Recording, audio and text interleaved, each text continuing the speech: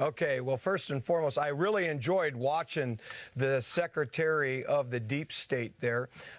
She's obviously not very happy, but that's okay, because God's been saying all along that these court cases with President Trump, Pastor Gene, you know, these feathers, he said they would fall one by one, all like feathers. They won't hold any weight. This is not about President Trump only. It's about us, the American people, and what these people have done to our country and what they think they can get away with, that God has interrupted. That's why he's prophesied and said Donald Trump, the Lord would get in the middle of it, and it would be Donald triumph. Also, if you remember, the Lord prophesied on Flashpoint. Many times we shared the prophetic word that we would see Supreme Court rulings that would begin to show that things are shifting because the God of righteousness and justice is stepping in. And we would see rulings like 6-3, 7-2, 8-1, so forth. But I want to share, is it okay, Pastor Gene, the prophetic word? You referenced Colorado. Well, we were there in Colorado at Andrew Womack's Bible school there, and the Lord spoke on February 9th. And he referenced something in Colorado that I just want to read. And it says, it talked about how Colorado has been what they've been known for. Dough, like, you know, money. It was a play on words, the Lord said, because, you know, people are in positions of power that had corruption behind it with money. And God said, you will be known as Colorado now, where you will stand for justice. You'll stand for what's right. And that which has been legislated that you thought would begin to be passed down upon other states and would be a precedent, would be a protocol for others, God says it will be overturned, as I did the tables in the temple. Now, Pastor Gene, very quickly, I don't know if you have the graphic. I won't necessarily read the whole thing, but God prophesied at our 9 o'clock service. This is before there was any indication that the Supreme Court was going to rule today.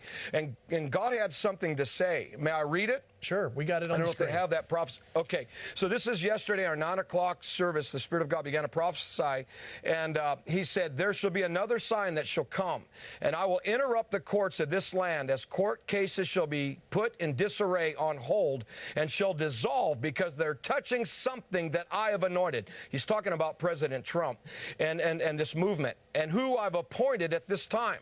Therefore, watch your justice system. There shall come great discussion. Watch this, anger from a supreme ruling that is about to come. God says, I laugh at it, and you will see the ruling that I have laughed at through them. He's talking about the Supreme Court. And it is my ruling that shall stand through them, that shall set this thing in order, and men and women alike shall not be able to manipulate or to have their way or cooperate with evil forces, but they will see that I have my way, and it shall cause my case to rest, and I will cause my case to be stayed, and my man, talking about President Trump, and my man, President Trump, it shall be stayed. Now, lastly, Pastor Gene, I looked up the word stay. I didn't even know what that was. Do you know what it means? It means this: an action taken by a court to stop a legal proceeding or the actions of a party.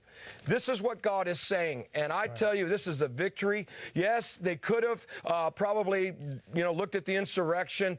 President Trump has committed no crime, and I wish the Supreme Court would have done that, but nevertheless, listen, this is the Trump train moving forward because God is backing it, and they're not going to be able to stop it. We're getting our country back.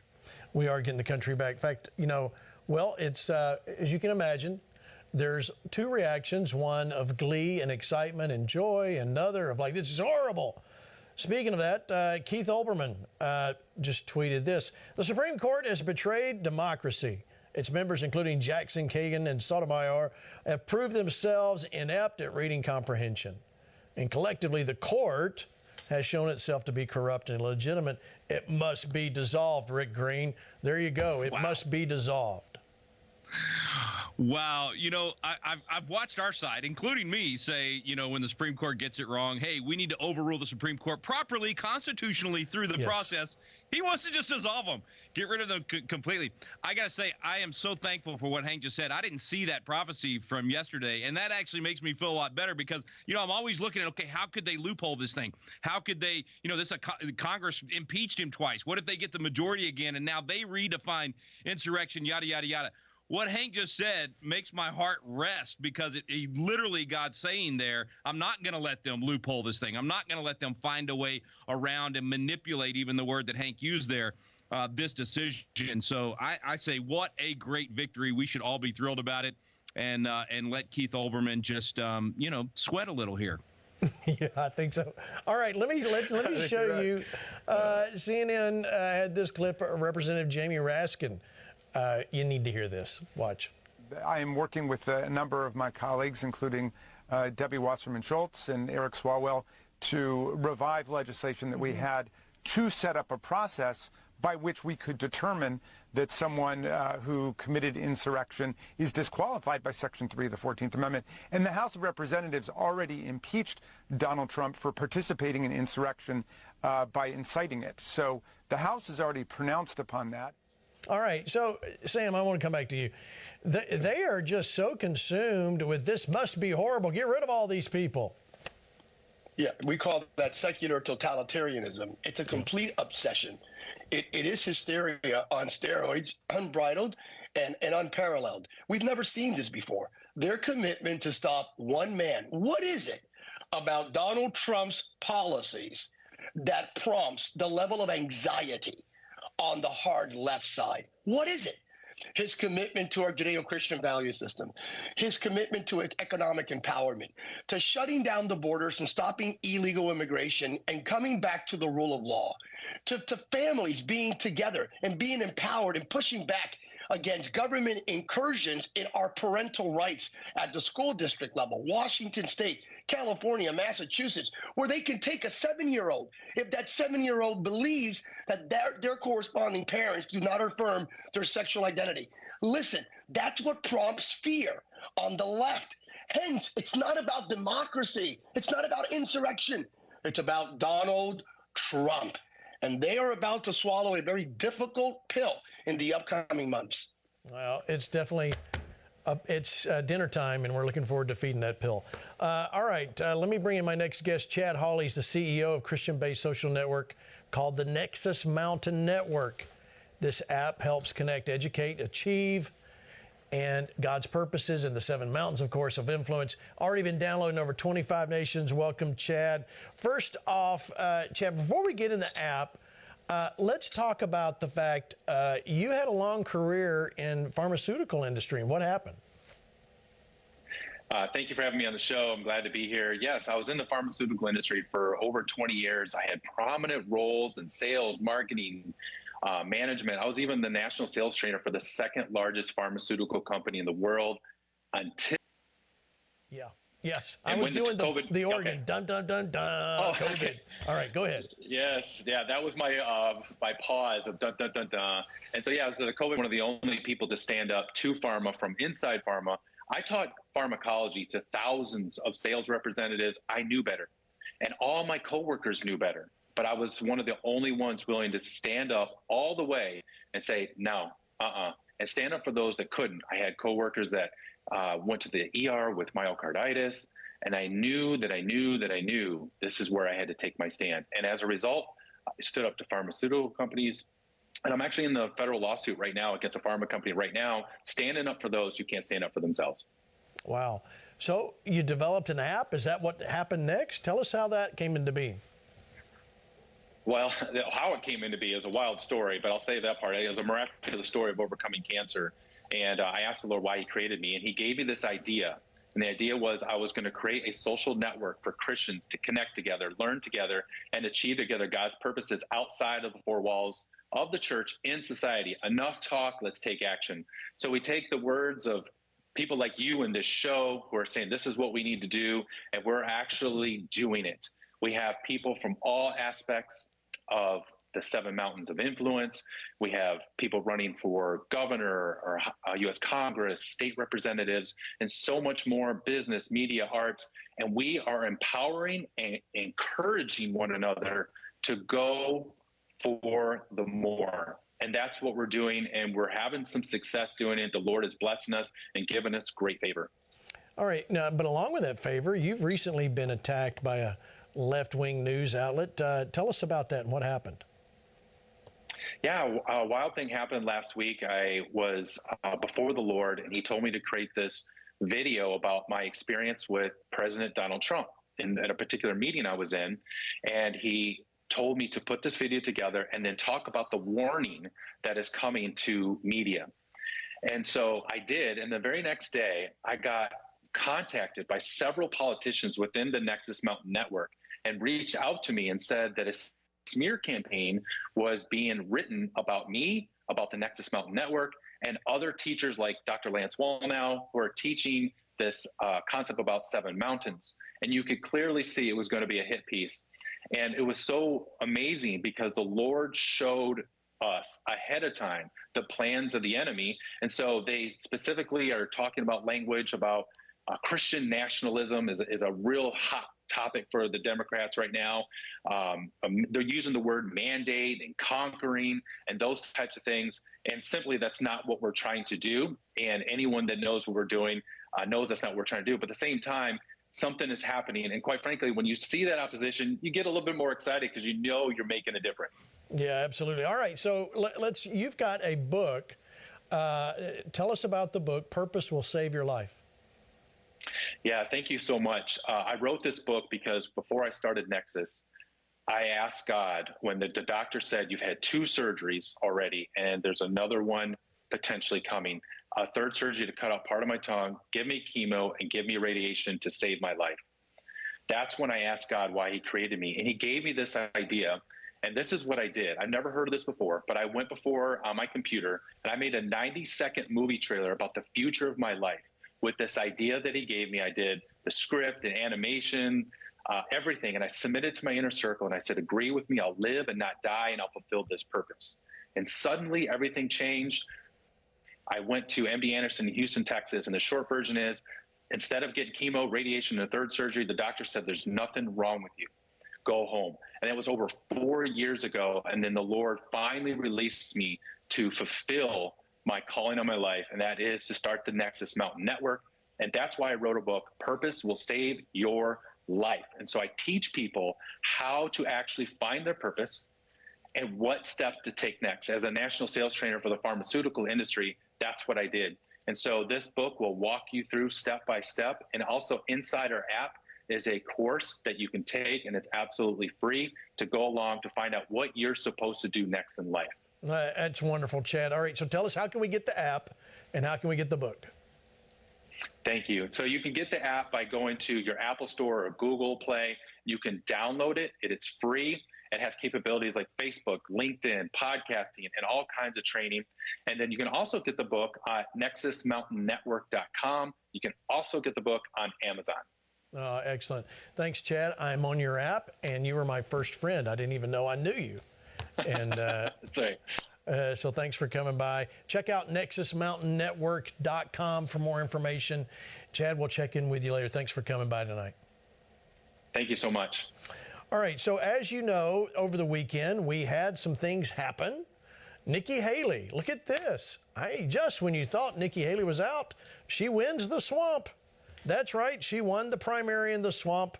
And there we go. Does this surprise you, Rick Green, that Nikki won the swamp? I was just thinking when you showed the slide, it's like, when is good news bad news, right? If you're a candidate, what's the last thing you want to win is the swamp itself. The choice of the swamp, Nikki Haley, everyone. Yay! I mean, that cannot be good for her in the rest of the states for sure. But we kind of knew this, right? I mean, I think Trump's done a fantastic job of framing Nikki Haley's positions and everything else to be a swamp creature. Actually, I think, it was really Vivek and DeSantis and some of the others that did that for him in some of the debates. But, yeah, I mean, look, we all know she should be getting out of the race, uniting behind Trump, primary here in Texas. And I think she's there just to I hope not to be try to be a spoiler later on as a third party candidate. She said she's not willing to do that or join with Robert F. Kennedy. But I'm still trying to figure out why she's still in the race. But I guess this was it. She wanted to have one victory, and there you have it. She is the swamp creature and the choice of the swamp. There you go. DC picks Haley. All right, let me show you. Speaking of swamps and other like things, and we're talking about DC, let's go to Biden surrogate, CNN, has to say about Joe Biden. He's actually got some other people helping him. Watch. Put that in the context of this week with the State of the Union address. What does he have to do? He has got to sell a forward-looking vision. So to give President Biden some credit, he's done remarkable progress on the economy. The economy is objectively doing better on most macro measures, the stock market, unemployment. But for a lot of Americans, grocery prices, that is what is impacting them most directly, and it's why people don't actually feel like the economy is as good as it's performing. Immigration, Joe Biden was behind the 8 ball on this. It is the #1 issue for the vast majority of voters. He now does have a bill, but he needs to be able to call out Congress and specifically House Republicans for blocking it. But he also needs to talk about the future, not just wait for my actions to kick in. It's going to get better. He's got to have some kind of forward-looking vision. What about the... Okay, you want more? Let me show you ABC News. Chris Murphy. And I want to ask you about a trip that Vice President Harris made to Michigan on the issue of reproductive rights. But she went, it was a closed event, closed press event. There were only 9 people she was addressing. The New York Times described this as a political bubble wrap that the Vice President and the President are in, trying to avoid, I guess, protesters on the Gaza issue. But don't they need to be out there more? Oh, I think you will see the president out there, and you will see the vice president out there talking about choice, talking about border security, talking about a foreign policy, frankly, that has renewed the world's respect for the United States. Listen, I think the president is an incredibly compelling figure, and I would hope that the White House will send him out all over the country to just be who he is, right? He comes across as Scranton Joe Biden when he is engaging with voters, and I hope he does more of that. I think he will. Okay, Sam Rodriguez, he's a compelling figure. And there's also political bubble wrap. That's the word of the day. Let me know, you agree with this? I mean, do you think they really believe this, or are they just they really that far deceived? Spinning. The vast majority of Americans, they were asleep, Democrats and Republicans, and of course the independents are waking up. We can't deny 8 million people coming in here illegally. We can't deny the lawlessness from California to New York. We can't deny law enforcement officials beaten down by illegal immigrants and those that were released on parole and without bail. You got to be kidding me.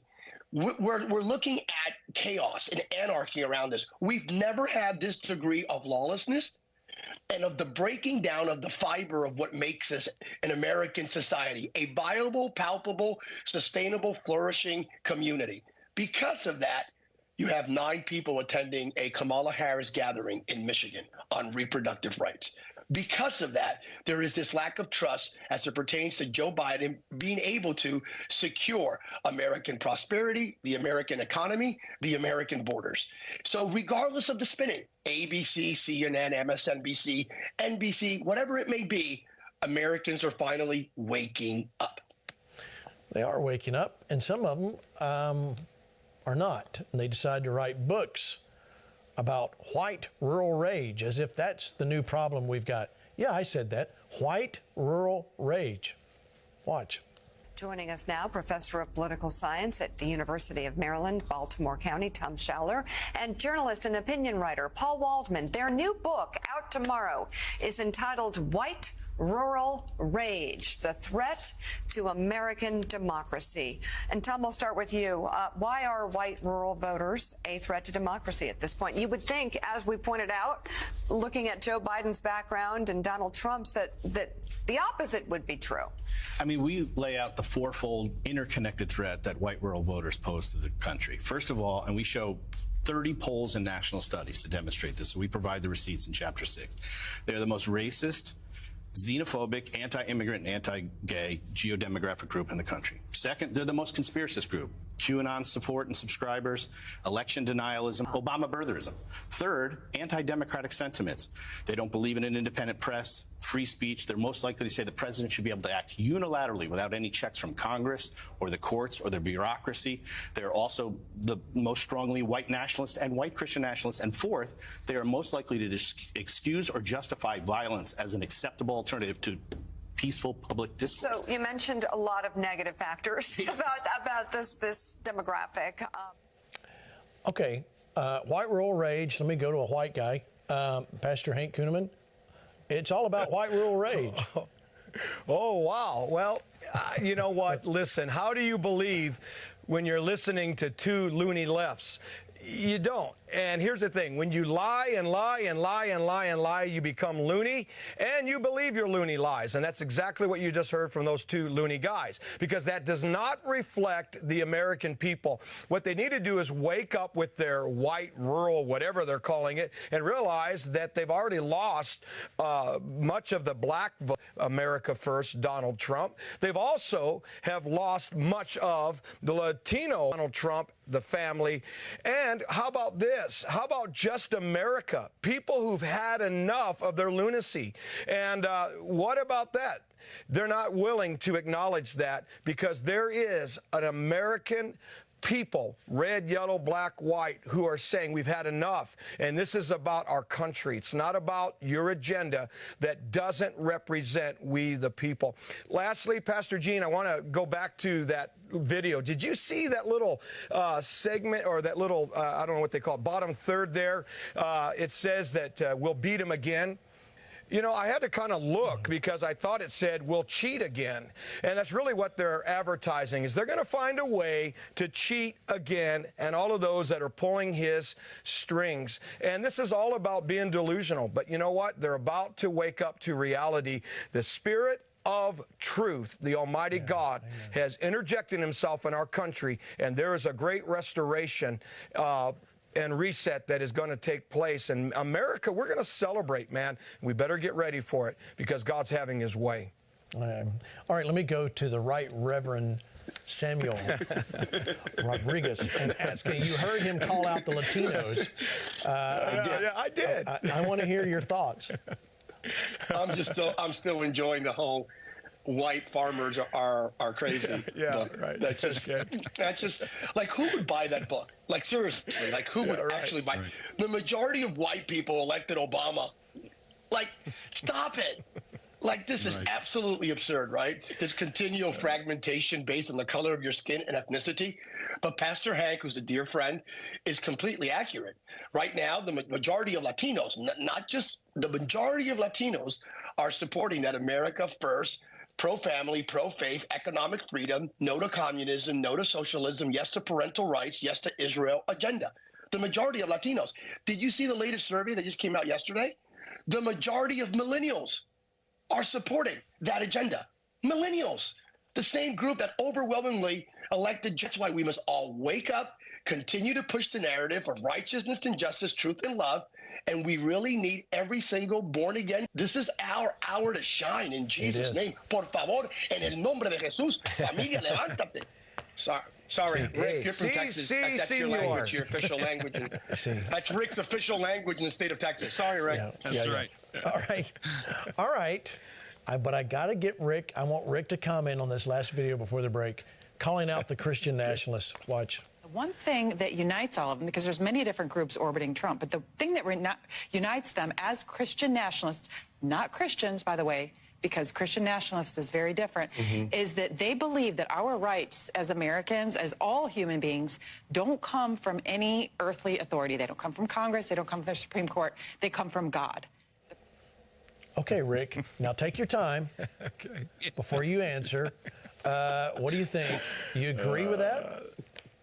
Can I have the remaining 30 minutes, Gene? My goodness. I mean, it's exactly what Hank said. I mean, with Sam, they're nailing it. I mean, it's they make these lies, and then they genuinely believe them. Thomas Jefferson would love to have a word with this lady. I mean, it's right here in our Declaration of Independence. It's the very essence of who we are as Americans, the idea that our freedom does come from God, not from government. How dare us think that we're not endowed by our Congress with certain inalienable rights? No, not Congress, our Creator. It's everything about the winning formula that made America the most successful nation in the history of the world that they're trying to destroy. And Sam was talking about it earlier. I mean, they hate Trump because he represents all of the things that made America great in the first place and wants to restore those things. And And the people are sick and tired of these lies. They're sick and tired of the leftist Democrats. They've been the race baiters from the beginning.